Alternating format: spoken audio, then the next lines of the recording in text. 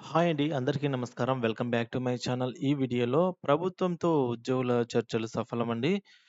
GO number 117 రద్దుకు ప్రభుత్వం సిద్ధం. పూర్తి వివరాలను ఈ వీడియో ద్వారా తెలుసుకుందాం. వీడియోని ఎక్కడే గాని స్కిప్ చేయకుండా ఎండ్ వరకు చూడండి. అప్పుడే పూర్తి ఇన్ఫర్మేషన్ అర్థమవుతుంది. అలాగే వీడియో చూస్తున్నవారు దయచేసి వీడియోకైతే ఒక లైక్ చేయండి ఫ్రెండ్స్. కొత్తగా మన ఛానల్ చూస్తున్నవారు ఎవరైనా సబ్స్క్రైబ్ చేసుకున్న వారు ఉన్నట్లయితే దయచేసి మన ఛానల్ అయితే సబ్స్క్రైబ్ చేసుకోండి. దీని ద్వారా నేను చేసే లేటెస్ట్ వీడియోస్ అన్నీ కూడా మీ వరకు రీచ్ అవుతాయి. ఇక మనం ఆలస్యం చేయకుండా వీడియోలోకైతే వెళ్ళిపోదాము. ఫ్రెండ్స్ ఇక విషయానికొచ్చినట్లయితే జీవో నంబర్ 117 రద్దుకు ప్రభుత్వం అయితే సిద్ధము. 98 లోపు విద్యార్థులు ఉన్న ప్రాథమికోన్నత బడులకు 5 టీచర్లు, అలాగే ఉపాధ్యాయ సంఘాలతో సంతృప్తికరంగా ముగిసిన పాఠశాల డైరెక్టర్ల చర్చలు. ఉపాధ్యాయ సంఘాలతో పాఠశాల విద్యాశాఖ డైరెక్టర్ విజయరామరాజు జరిపిన చర్చలు బుధవారం సంతృప్తికరంగా ముగిశాయి. ఉపాధ్యాయ నాయకులు చేసిన దాదాపు అన్ని సూచనలకు డైరెక్టర్ ఆమోదం తెలిపారు. పని సర్దుబాటు కోసం కొత్త మార్గదర్శకాలు విడుదల చేసి సర్దుబాటు చేపట్టనున్నట్లుగా ప్రకటించారు. ఉపాధ్యాయుల హేతుబద్ధీకరణ జీవో నంబర్ 117ను రద్దు చేసేందుకు అంగీకరించారు.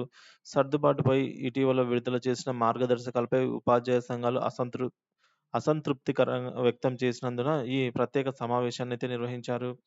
ఇక్కడ ఆమోదించిన అంశాలతో 2, 3 రోజుల్లో మార్గదర్శకాలు జారీ చేసి సర్దుబాటు చేపడతామని నాయకులకు డైరెక్టర్ హామీ ఇచ్చారు. చర్చలపై నాయకులు సంతృప్తికరం వ్యక్తం చేశారు. ప్రాథమికోన్నత బడుల్లో 98 లోపు విద్యార్థులున్న పాఠశాలలకు కూడా న్యాయం జరిగేలా కనీస 5 పోస్టులు కేటాయిస్తామని డైరెక్టర్ హామీ ఇచ్చినట్టు వారు పేర్కొన్నారు. సమావేశంలో తీసుకున్న నిర్ణయాలను ఉపాధ్యాయ నాయకులైతే మీడియాకు వెల్లడించారు. ఈ విధంగా ఏమనంటే, ఉపాధ్యాయుల పని సర్దుబాటును ఆయా యాజమాన్యాల పరిధిలోనే మొదట చేపడతారు. ఆ తర్వాత అవసరం మేరకు ఇతర యాజమాన్యాల పరిధిలో అయితే పాఠశాల సర్దుబాట్లు చేస్తారు. పని సర్దుబాటులో సీనియర్‌కు విల్లింగ్ అవకాశం అయితే ఇస్తారు. సీనియారిటీ లెక్కింపులో ర్యాంక్‌ను పరిగణలోకి తీసుకుంటామని హామీ ఇవ్వడం జరిగింది. దివ్యాంగ ఉపాధ్యాయులు 2025 మే 31 లోపు పదవీ విరమణ చేసే వారికి సర్దుబాటు నుంచి మినహాయింపు. ఇక ఇప్పటివరకు మెరిట్ కమ్ రోస్టర్ పద్ధతినే కొనసాగిస్తారు. మండల విద్యాధికారి స్థాయిలోనే సర్దుబాటు ప్రక్రియ అయితే కొనసాగుతుంది. మిగులు ఉపాధ్యాయులను మొదట ఆయా మండలాల పరిధిలోనే సర్దుబాటు చేస్తారు. అవసరమైతేనే పక్క మండలాలకి పంపిస్తారు. ఎయిడెడ్ టీచర్లకు విలీనమైన తేదీనే సీనియారిటీగా పరిగణిస్తారు.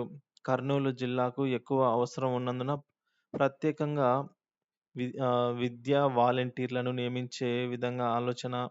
పాఠశాలల్లో ఆగస్టు 16న అంటే ఉన్నత ఆగస్టు 16న ఉన్న విద్యార్థుల సంఖ్యను ప్రామాణికంగా అయితే రేపటి నుంచి తీసుకోబోతున్నారు ఫ్రెండ్స్.